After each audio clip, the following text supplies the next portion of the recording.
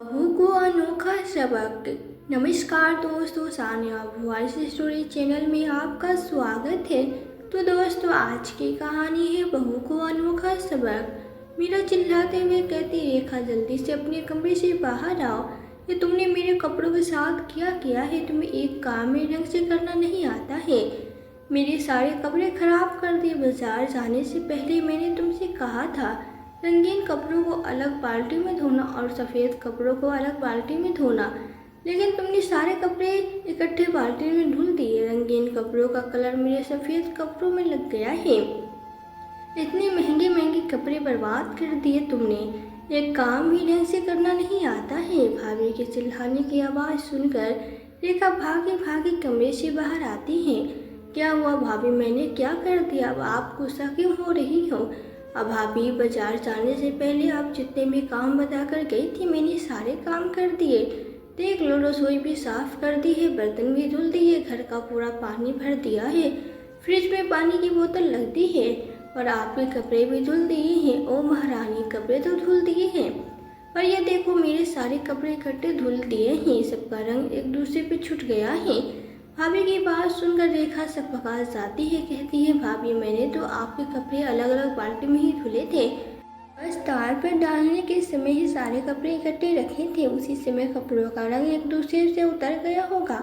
लेकिन भाभी, ये थोड़ा सा ही रंग है, एक दो बार धुलने पर निकल जाएगा। एक तो मेरी इतनी महंगी साड़ियाँ खराब कर दी, ऊपर से मुझे ज्ञान दे रही हो।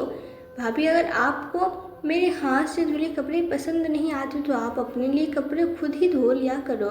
रेखा की बात सुनकर के मीरा गुस्से से आग बबूला हो जाती है और कहती है, मेरी साड़ी खराब करके मुझसे ही जबान चला रही है।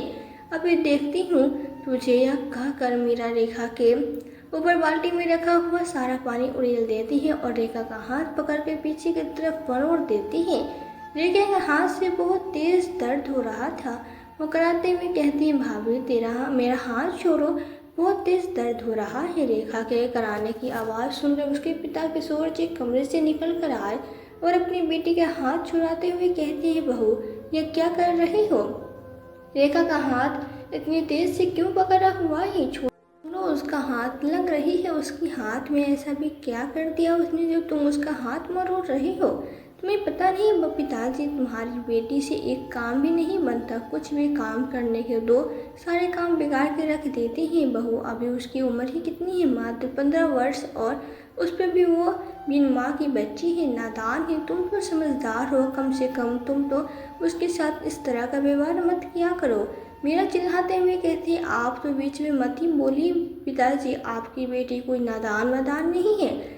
जब भी इसको कोई काम देती हूँ सारे काम बिगाड़ कर रख देती है। बहुत होशियार है, अगर काम बिगाड़ दूंगी तो दोबारा से भाभी मुझे उस काम को करने के लिए नहीं देगी। लेकिन यह इसकी गलतफहमी है, अगर इसने मेरा काम बिगाड़ा है तो इसी से ही करवाऊंगी। इतनी आसानी से ये मुझसे छुट्टी नहीं पा सकती है। और इसे समझा दो, अगली बार से मेरे साथ होशियारी करने की कोशिश ना करे, नहीं तो इसके लिए अच्छा नहीं होगा। अब खड़ी खड़ी मेरी मुँह क्या देख रही हो? जाओ रसोई में मेरे लिए एक कप अदरक वाली चाय बना दो। तुम्हारे कारनामे देख कर मेरा सर दुखने लगता है। इतना बोल करके मीरा अपने कमरे में चली गई। तभी ऑफिस से किशोर जी का बेटा कैलाश भी आ गया। रेखा को रोता हुआ देखता है। क्या हुआ रेखा, तुम रो क्यों रही हो?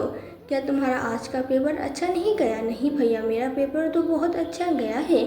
रोते हुए रेखा कहती, फिर क्या बात है जो तुम इतने आंसू बहा रही हो? भैया, मैंने भाभी की साड़ियाँ गलत तरीके से धुल दी, जिसकी वजह से साड़ियों का रंग एक दूसरे पे छूट गया और भाभी ने मुझसे गुस्सा किया और मेरा हाथ भी मरोड़ दिया।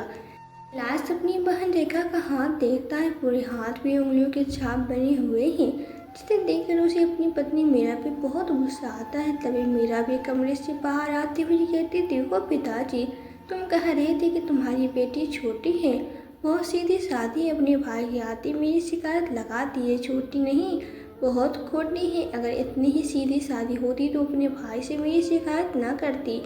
रो रो कर भाई को दिखा रही है। कैलाश चिल्लाते हुए कहते, मीरा, रेखा ने मुझे कुछ नहीं कहा, मैंने खुद ही उससे सब कुछ पूछा है। और तुम्हारी हिम्मत कैसे हुई मेरी बहन का हाथ मरोड़ने की? अच्छा, तो बहन ने अपनी करतूत नहीं बताई, मेरी सारी साड़ियाँ खराब करके रख दी है और वो वो भी इतनी महंगी महंगी। तुम्हें पता है ये साड़ियाँ मैं पिछली बार ही मायके से लाई थी, जिससे मेरी माँ ने पूरी 5,000 की दिलवाई थी। मेरी इतनी महंगी साड़ियाँ ख़राब कर दी, उसका कुछ नहीं। अगर तुम्हारी साड़ियाँ इतनी ही महंगी थी तो तुम अपनी साड़ियाँ खुद नहीं धुल सकती थी? क्यों तुमने अपनी साड़ियाँ रेखा से धुलवाई? तुम्हें जरा सी भी बच्ची पे बिल्कुल भी दया नहीं आती है। घर के ज़्यादातर काम भी तुम रेखा से कराती हो, ऊपर से अपने कपड़े भी धुलवाती हो। कुछ तो शर्म करो। और अभी उसके पेपर भी चल रहे हैं। अगर तुम्हारे घर के काम करती रहेगी तो पढ़ाई कब करेगी? घर में रेखा के रहते मैं क्या काम करूं? और वैसे भी महारानी को पढ़ाई लिखाई करवा कर कौन सी नौकरी करवानी है? एक आध साल में घर देखकर शादी ब्याह करके इस घर से विदा कर देंगे और हमेशा के लिए छुट्टी पाएंगे। दोबारा से पलट के भी इसे अपने घर नहीं बुलाएंगे। बहू की बात सुनकर किशोर जी को गुस्सा आ गया और वह कहते, बहू यह तुम्हारा घर बाद में पहले मेरा है। इस घर को मैंने बनवाया है और जब तक मैं इस घर में हूँ मेरी बेटी चाहे शादी हो या ना हो, जब उसका मन होगा वो आ सकती है और इस घर में रह सकती है। तुम उसे नहीं रोक सकती हो। पिताजी तुम तो बीच में ही मत बोलो। तुम्हारी वजह से इसको एक भी काम ढंग से नहीं आता है। लाड़ प्यार की वजह से बहुत ज़्यादा बिगाड़ कर रख दिया है। अगर मैं पहले से ही इस घर में आ गई होती तो अच्छे से इसके कान खींच कर रखती और घर के सारे काम अच्छे से सिखा देती। लेकिन कोई बात नहीं, अभी मैं आ गई हूँ, 2-4 महीने में अच्छी तरह से सारे काम सिखा दूँगी और ट्रेंड कर दूँगी। मीरा की बात सुन करके कैलाश को बहुत गुस्सा आया और वो मीरा पर एक हाथ उठा देता है, जिसकी वजह से मीरा और भी ज़्यादा आग बबूला हो जाती है और दहाड़ते हुए कहती, तुम्हारी हिम्मत कैसे हुई कैलाश मुझ पे हाथ उठाने की? तुमने अच्छा नहीं किया तो क्या मैं तुम्हारी आरती उतारूं? तुम काम ही ऐसे करती हो, जब देखो तब मेरी बहन के पीछे पड़ी रहती हो, छोटे छोटे कामों में कमियां निकालती रहती हो। बहू बेटे को इस तरह लड़ते हुए देख कर किशोर जी बेटे को समझाते हुए कहते, बेटा बहू पे हाथ उठाना अच्छी बात नहीं है। आपस में मुँह से कितना भी लड़ झगड़ लो, लेकिन बहू पे हाथ मत उठाया करो। अगर कभी हाथ उठाया तो मुझसे बुरा कोई नहीं होगा और भले घर के बच्चों को हाथ उठाना शोभा नहीं देता है। ससुर जी की बात सुनकर मीरा अब उन पर भड़कने लगती है। आप तो चुप ही रहिए पिताजी, यह सब आपकी छूट का नतीजा है। जो तुम्हारी इतनी बड़ी बेटी को कुछ काम धाम नहीं आता। किशोर जी के मन में तो आ रहा था कि वो अपनी बहू का अभी के अभी सुना दे कि बहू काम धाम तो तुम्हें भी नहीं आता, लेकिन वो बात को बढ़ाना नहीं चाहते थे।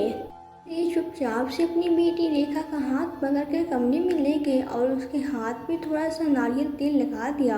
रेखा भी अपनी किताबें उठाकर कल के पेपर की तैयारी करने लगी तो मीरा ने कहा, उधर कहाँ चली मैडम? पहले मेरे लिए एक कप चाय बना दो, उसके बाद अपने कमरे में जाकर कलेक्टरी करना। इधर कमरे में आकर मीरा ने अपनी माँ को फ़ोन लगा दिया और रोते हुए माँ से कहने लगी, माँ अब जल्दी से मेरे ससुराल आ जाओ, अब मुझे इस घर में नहीं रहना।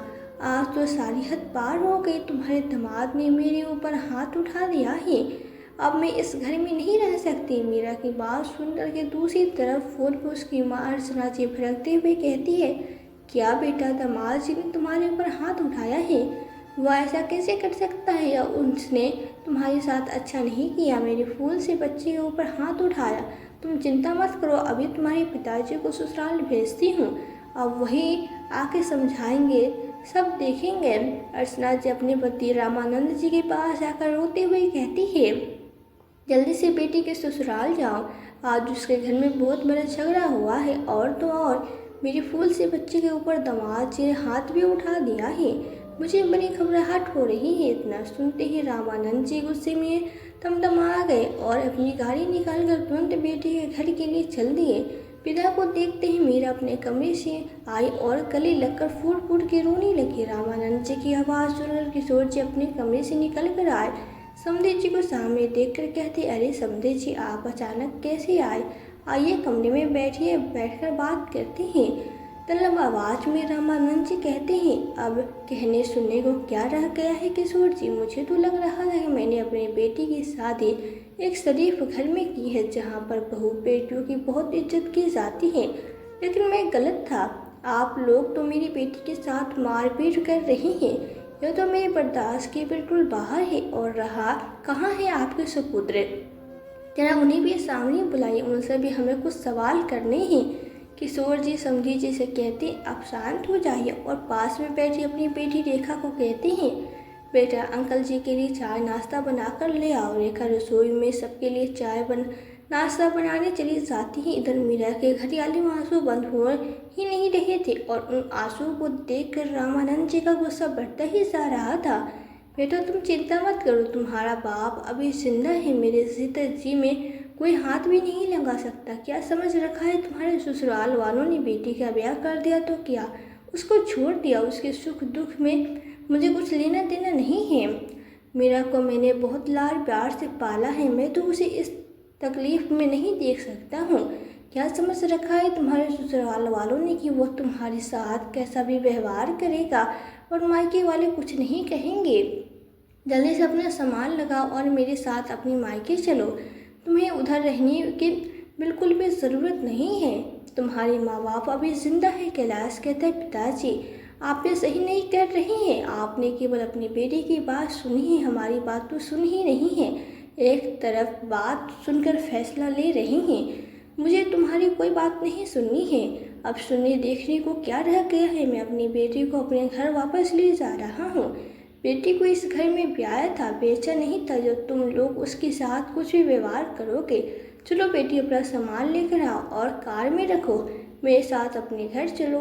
तभी रेखा हाथ में चाय की ट्रे लेकर आई और भाभी को मायके जाते हुए देख के भाभी के और उसके पिताजी के आगे हाथ जोड़ कर कहने लगती हैं भाभी छोटी सी बात पे घर छोड़कर मत जाओ, मैं आपके आगे से हाथ जोड़ती हूँ।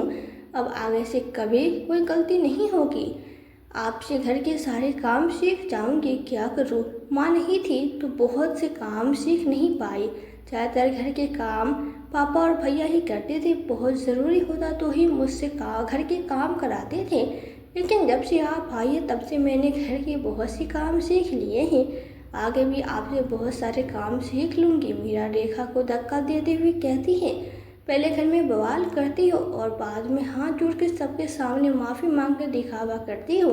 तुम्हारी वजह से आज कैलाश ने मेरे ऊपर हाथ उठाया है और अब माफ़ी मांग कर भली बन रही हो।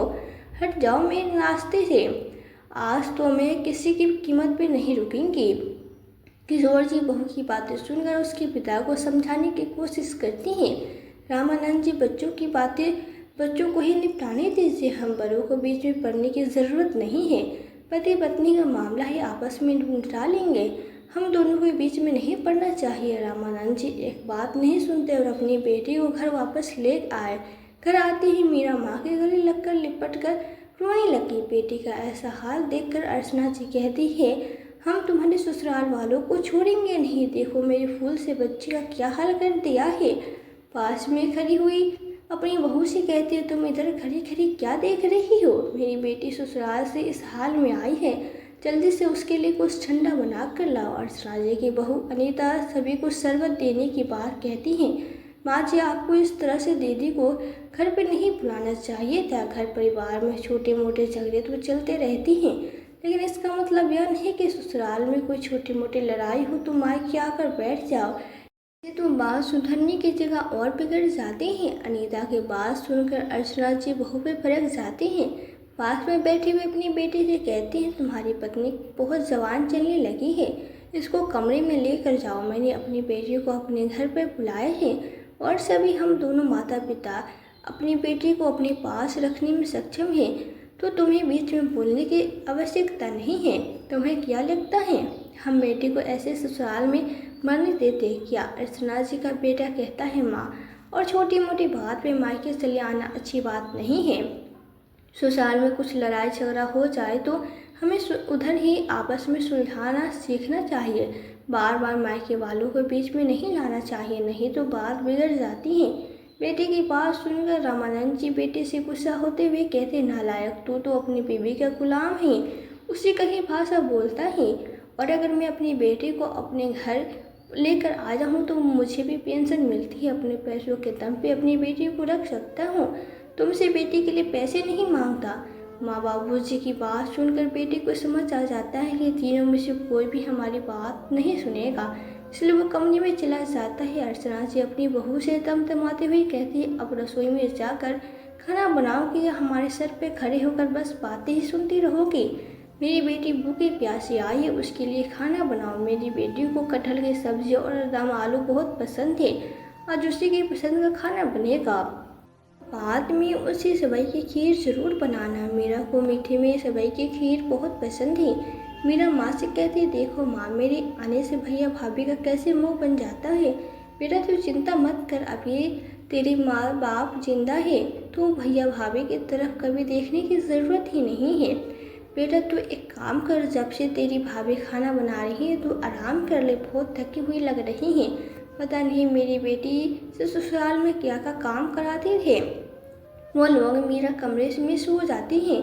शाम को उसकी भाभी अनीता चाय लेकर मीरा के कमरे में जाती है तो मीरा को समझाने की कोशिश करती है कि मीरा तुम्हें क्या लगता है, क्या इस तरह से छोटी छोटी बातों पे अपने पति और ससुराल वालों से लड़ झगड़ के मायके आकर बैठ जाना सही है। चाय का कप उठाते हुए मीरा कहती, तो क्या करूँ भाभी, जब ससुराल वाले ऐसे मिले हैं जो मेरे ऊपर हाथ उठाते हैं, शादी को अभी 6 महीने भी नहीं हुए हैं और मुझसे इस तरह का बर्ताव करते हैं, तो क्या मैं ऐसे लोगों के साथ रहूं जो मेरे साथ मारपीट करते हैं? और अगर आपके साथ इस तरह का व्यवहार होता तब समझ में आता। मेरे मम्मी पापा तो तुम्हें पलकों पर बैठा कर रखते हैं और भैया भी तुम्हारे आगे पीछे घूमते रहते हैं, इसलिए तुम्हें यह सब बातें आ रही हैं। जब अनीता को समझ में आ जाता है कि उसकी ननद एक भी बात सुनने के लिए तैयार नहीं है तो चुपचाप से अपना चाय का कप लेकर बरामदे में आकर बैठ गई।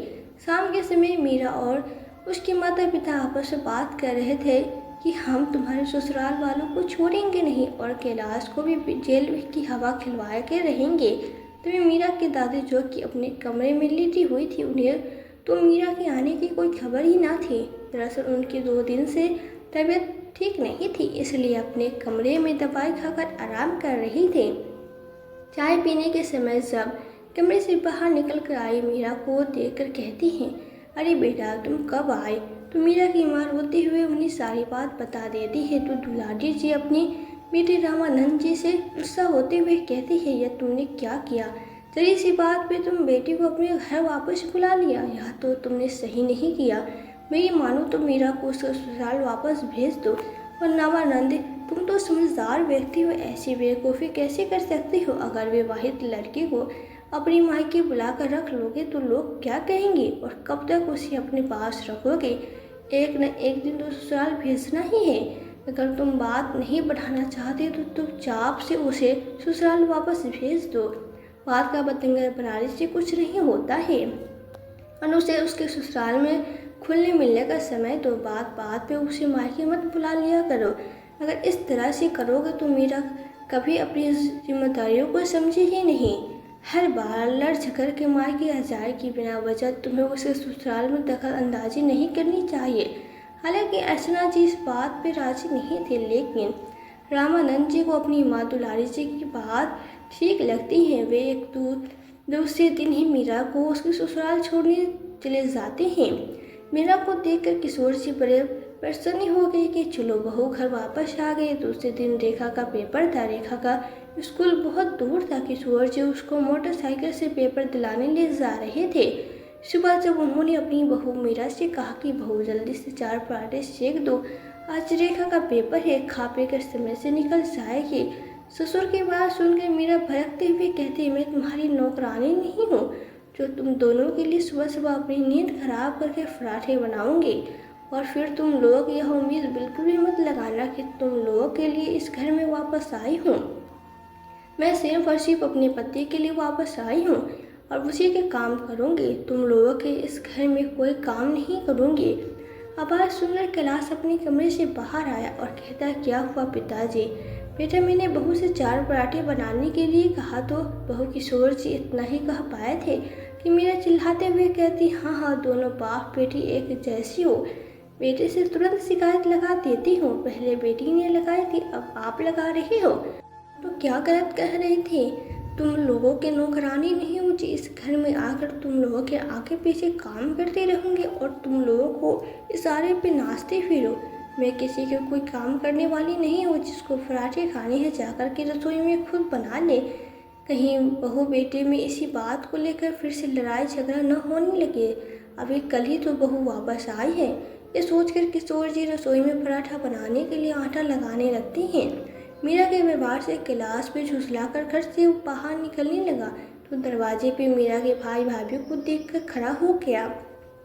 भाई भाभी ने मीरा की सारी बातें सुन ली थी। किशोर जी बहू की भाई भाभी को देखकर कहते हैं, आओ बेटा, बाहर क्यों खड़ी हो, इतनी सुबह सुबह कैसे आना हुआ। मीरा अकड़ते हुए कहती, भैया भाभी आप लोग सुबह सुबह किस लिए आए हैं। तो अनीता कहती है, दीदी मुझे माँ जी ने भेजा है, उन्होंने कहा है कि तुम देख कर आओ कि मीरा ससुराल में किस तरह से रह रहे हैं। उसके ससुराल वाले उसे परेशान तो नहीं कर रहे, बस यही देखने आई थी, पर अब देख लिया कौन कैसे परेशान कर रहा है।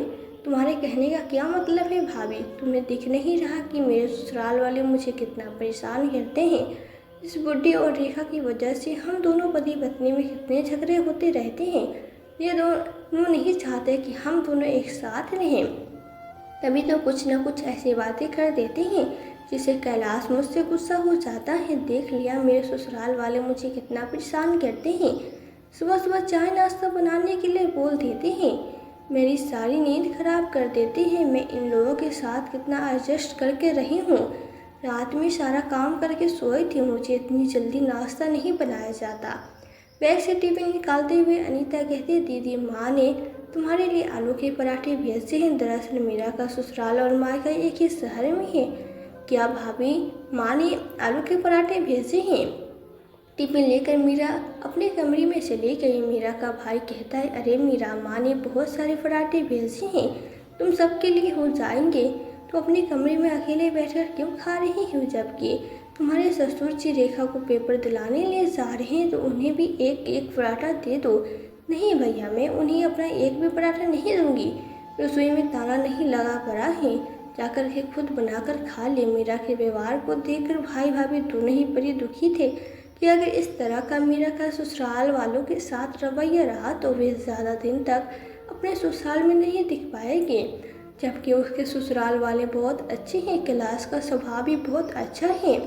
अब उन दोनों को ही कुछ ऐसा करना पड़ेगा जिससे वो अपनी बहन के अकल ठिकाने लगा सके। थोड़ी देर में वे दोनों घर वापस चले आए। इधर कैलाश जी मीरा के व्यवहार से बड़ा ही दुखी था, न तो वो मीरा से बात कर रहा था और न ही कमरे में जाता। उसके इस तरह के व्यवहार को देखकर मीरा फिर से बैग पैक करके दूसरे दिन ही मायके आदम कहती है और रोते हुए कहती है, इस घर में तो सबने मुझे नौकरानी बनाया हुआ है, अगर उनके हिसाब से न चलूँ तो कोई मुझसे बात भी नहीं करता। अब मैं इस घर में दोबारा नहीं जाऊंगी। अर्चना जी अपने पति और अपनी दुलारी से गुस्सा होते हुए कहती है, मेरा तो पहले ही मन नहीं था अपने बेटे को ससुराल भेजने का, लेकिन तुम लोगों की वजह से मैं कुछ नहीं बोल पाई, लेकिन अब बस बहुत हो गया। आप मैं अपनी बेटी को दोबारा उस घर में कभी नहीं भेजूंगी, पूरी ज़िंदगी अपने पास रख लूँगी, लेकिन उसे ससुराल नहीं भेजूंगी। अर्चना जी अपनी बहू अनीता को ऑर्डर देते हुए कहती है, जाओ रसोई में मेरी बेटी के लिए उसके पसंद का खाना बनाओ। अनीता कहती है, माँ जी, मैं तुम्हारी नौकरानी नहीं हूँ, जो तुमने ऑर्डर दिया और मैं पूरा करती हूँ। मैं किसी के लिए कोई खाना वाना बनाने वाली नहीं हूँ, जिसको खाना हो वो रसोई में जाकर बना ले, रसोई में ताला नहीं लगा रखा है। क्योंकि यह बात अनीता को भी पता था कि माँ बेटी दोनों ही कामचोर हैं। ससुराल में मैं सबको बनाकर खिलाती हूँ, इसलिए किसी को भी बोलने में उन्हें जरा भी झिझक नहीं लगती होती है। जिस दिन खुद 2 रोटियां बनानी पड़ेगी ना, उस दिन उन्हें खुद के लिए भी खाना बनाना मुश्किल पड़ जाएगा। किसी दूसरे को बनाकर खिलाना तो बहुत बड़ी बात है। अनीता की बात सुन गए अर्चना जी और रामानंद जी भड़कते हुए कहते, बहू बहुत ज़बान चलने लगी है तुम्हारी, और ये कौन सा नया नियम बना रखी हो कि घर में बहू को छोड़कर सास ससुर खाना बनाएंगे, ऐसा कहीं होता है क्या। पास में बैठा हुआ बेटा कहता है, हाँ माँ, होता है ना, मेरा का ससुराल में तो ऐसा ही होता है, तो फिर इस घर में क्यों नहीं हो सकता। मेरी पत्नी भी तुम सब लोगों की नौकरानी नहीं है जो सबको खाना बनाकर खिलाएगी। तुम सब लोग बैठकर बातें करती रहो और मेरी पत्नी ऐसी गर्मी में पूरे पूरे दिन रसोई में 3 समय का खाना बनाते हैं, और मेरा का क्या है, जब देखो तब लड़ झगड़ के माँ की आ जाती है। खुद से तो अपने ससुर के लिए 4 पराठे नहीं बनने जाते हैं और मायके में आकर तरह तरह की फरमाइशें करती हैं।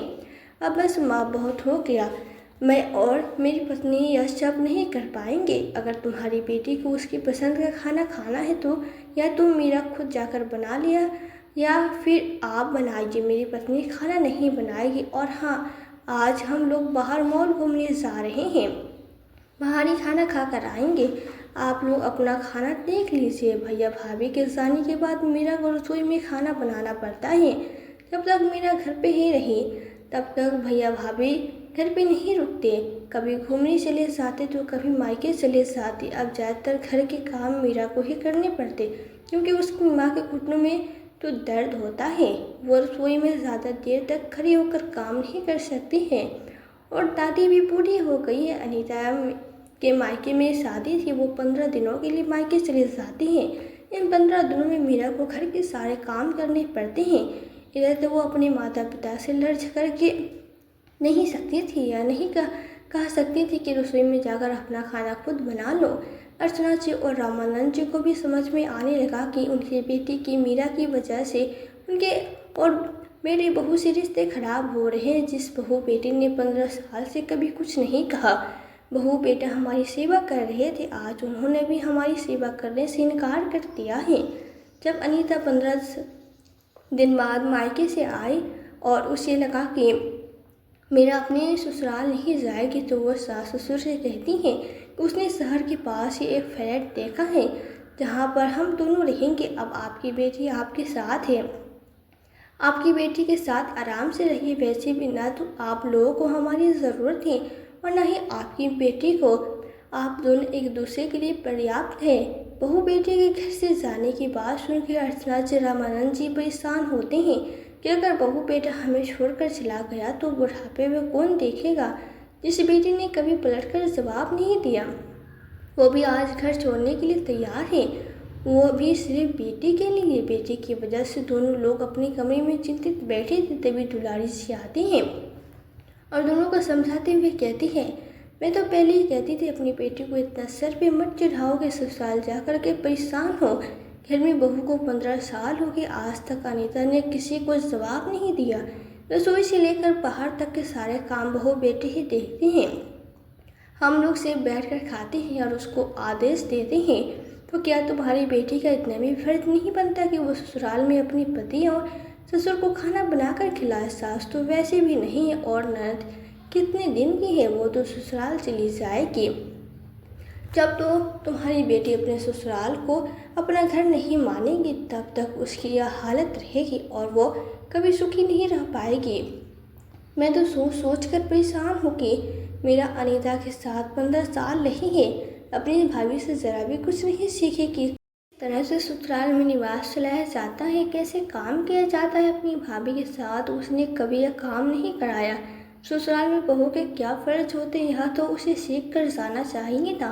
दुलारी जी की बात सुनकर आज अर्चना जी और रामानंद जी दोनों के सर झुक गए। उनके पास कोई जवाब नहीं था। कमरे के बाहर खड़ी हुई मीरा भी सारी बातें सुन रही थी। उसे भी मायके में रहते रहते 6 महीने बीत गए थे। आज मीरा को ऐसा एहसास हो रहा था कि उसने अपने ससुराल के साथ साथ मैकों को भी बर्बाद कर दिया है। उसके माता पिता भाई भाभी के साथ अच्छे से रह रहे थे, लेकिन आज मेरी वजह से भाई भाभी दोनों मम्मी पापा को छोड़कर दूसरी जगह रहने लगे। और फिर क्या कमी थी कैलाश में। और भाभी मेरे माता पिता का अपमान करेगी तो भैया को भी गुस्सा आएगा ना। मुझे भी गुस्सा आ गया। कैलाश ने तो सिर्फ अपने भाई होने का फर्ज निभाया था, लेकिन मैं ही बेवकूफ़ थी जो थोड़े से काम के चक्कर में अपने पैरों पे कुल्हाड़ी मार बैठी। उसी पूरी रात मेरा को नींद नहीं आती है। दूसरी रात कमरे से इधर उधर टहलती रही और उसने एक निर्णय लिया। सुबह उठते ही उसने अपने माता पिता से कहा कि वह अपने ससुराल जाना चाहती हैं। आज उसके माता पिता भी ससुराल जाने से नहीं रोका। तभी रामानंद जी के फ़ोन की घंटी बजी। फ़ोन किशोर जी का था। नमस्कार समधी जी, मैं किशोर बोल रहा हूँ। बहू को मायके गए हुए 6 महीने बीतने को है। अब दिवाली का त्यौहार आ रहा है। मैं सोच रहा हूँ बहू को घर वापस ले आओ। ऐसे में मैके कब तक रहेगी, अच्छा नहीं लगता। मैंने बेटे को समझा दिया है। कैलाश मीरा को लाने के लिए तैयार हो गया है। अब हम दोनों माँ बाप बेटे उन दोनों पति पत्नी के बीच में कभी नहीं आएंगे। मैंने सोच लिया है अपनी बेटी के लिए जल्दी ही घर देखकर उसके हाथ पीले कर दूंगा और उसको ससुराल भेज दूंगा। आराम से फिर बहू बेटी अपने घर में रहे, कोई उन्हें डिस्टर्ब नहीं करेगा। पास में बैठी हुई मीरा अपने ससुर जी के बाद बातें सुन रही थी। फ़ोन को छुड़ा कर रोते हुए कहते, पिताजी मुझे माफ़ कर दो। मुझे समझ में आ गया कि मैं कितनी बड़ी बेवकूफ़ थी। आपको कैलाश को भेजने की ज़रूरत नहीं है, क्योंकि मैं इधर अपनी मर्ज़ी से आई थी और अपनी मर्ज़ी से ही आज मैं वापस आ रही हूँ। और रेखा की शादी अभी करने की ज़रूरत नहीं है। उसको जब तक पढ़ाई करनी है उसको पूरी करवाएंगे, तब तक रहना ही है, जब तक आराम से रहे। अब कभी किसी को कुछ नहीं कहूँगी। मेरी नादानियों की वजह से दो घर बर्बाद हो गए हैं, लेकिन अब मैं यह सब ठीक कर दूंगी। बहू की बात सुनकर किशोर जी चैन की सांस लेते हैं। चलो, आज बहू ने खुद ही अपनी गलती स्वीकार की है और बहू के लहजे भी समझ में आ रहा है। उसे अपनी गलती का एहसास है। जाने से पहले मीरा अपने भैया भाभी को भी फ़ोन करती है और कहती है, भैया मैं अपने ससुराल जा रही हूँ, अब आप अपना ससुराल देखिए। आप सही कहते थे, भाभी की छोटी छोटी बातों के लड़ाई झगड़े की वजह से मायके नहीं भागना चाहिए, नहीं तो ससुराल मायका दोनों ही घर बर्बाद हो जाती हैं। मुझे अपनी गलती का एहसास हो गया है। मीरा का भाई कहता है, तुम अकेले ससुराल नहीं जाओगे, हम दोनों आ रहे हैं। मैं तुम्हारे ससुराल छोड़ने चलूँगा और मैं अपना पूरा सामान लेकर आ रहा हूँ। मैं तो कभी मम्मी पापा को छोड़ा ही नहीं था। मैं किस तरह से उनको छोड़ कर रह रहा था वो तो मैं ही जानता हूँ। तुम्हें अपनी गलती का एहसास हो गया है, यही बहुत बड़ी बात है। मीरा खुशी खुशी अपने ससुराल चले जाती हैं। मीरा के बदलते हुए स्वभाव को देखकर कैलाश भी खुश है और किशोर जी भी। इधर उसकी भाइया भाभी भी मायके वापस आ गए। तो दोस्तों, जब लड़की ब्याह कर एक घर से दूसरे घर में जाती है तो माना कि उसे एडजस्ट कर होने में बहुत परेशानियों का सामना करना पड़ता है।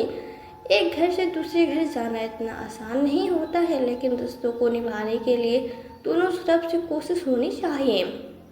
और अगर हम छोटी छोटी बातों से लड़ कर मायके में आकर बैठ जाते हैं तो यह तो हमारे आगे की ज़िंदगी के लिए अच्छा नहीं होता है। समझदारी से काम ले। माता पिता को भी अपनी बेटी को समझदारी से काम लेने के लिए कहना चाहिए। अगर सच में बेटी को ससुराल में तकलीफ हो तो उसका साथ अवश्य दे, लेकिन अगर बेटी जिम्मेदारियों से भागकर मायके आ रही है तो उसे समझाने की कोशिश करे। तो दोस्तों, इस कहानी के बारे में आपकी क्या राय है, हमें कमेंट करके ज़रूर बताएं। और कहानी अगर पसंद आए तो चैनल को सब्सक्राइब, वीडियो को लाइक करना ना भूलें। फिर मिलते हैं आपसे एक नई कहानी के साथ। कहानी में अंत तक बने रहने के लिए आपका दिल से बहुत बहुत धन्यवाद।